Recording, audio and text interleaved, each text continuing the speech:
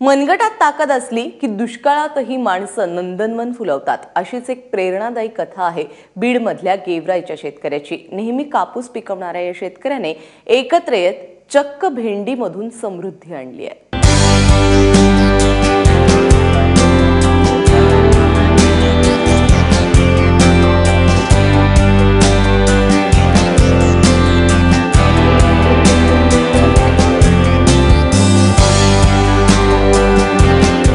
लांबच लांब पसरलेला हा हिरवागार भेंडीचा प्लॉट, पाण्याच्या नियोजनासाठी ठिबकचा वापर आणि भेंडीची थेट इंग्लंड कॅनडात निर्यात।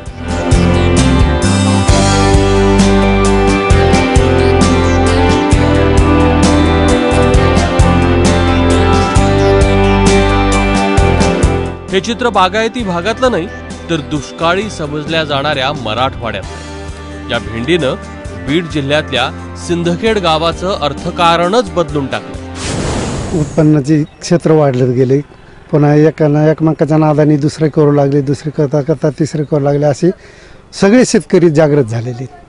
आणि त्यात आम्हाला कंपनीची साथ भेटली। कंपनीची साथ भेटल्यापासून त्याच्यात उत्पन्नाची भरभर। सर्वत्र पाण्याचं दुर्भिक्ष, त्यामुळे इथं फक्त कापसासारखी पारंपरिक पिकं व्हायची। गावातले प्रगतिशील शेतकरी एकत्र आले, गट तयार झाला आणि इथं पीक बदल घडला। ग्रुप असणं महत्वाचं आहे।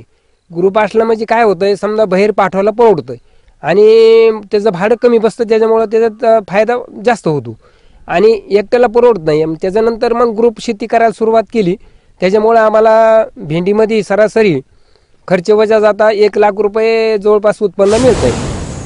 बाजारात उत्तम प्रतीच्या भेंडीला जिथं 15 रुपये किलोपेक्षा जास्त दर मिळत नाही, तिथं या भेंडीला 24 रुपये किलोचा दर मिळतोय। शेतकऱ्यांनी 3 सर्कल या शेतमाल निर्यात करणाऱ्या कंपनीशी करार केला।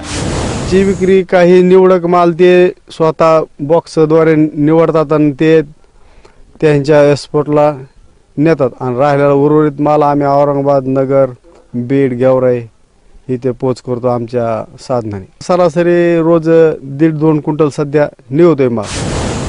सिंदखेड गावातल्या शेतकऱ्यांच्या या संयुक्त उपक्रमाचा आदर्श आता पंचक्रोशीतले शेतकरी घेत आहेत। अनेक गावात शेतकरी गट तयार झाले।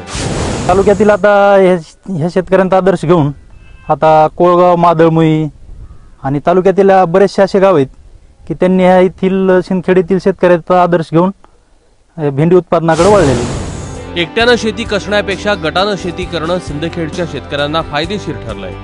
भेंडीसारख्या पिकानं शाश्वत पैसा दिलाय, त्यामुळे दुष्काळी भागात असूनही या गावाचं अर्थचक्र मजबूत बनतंय।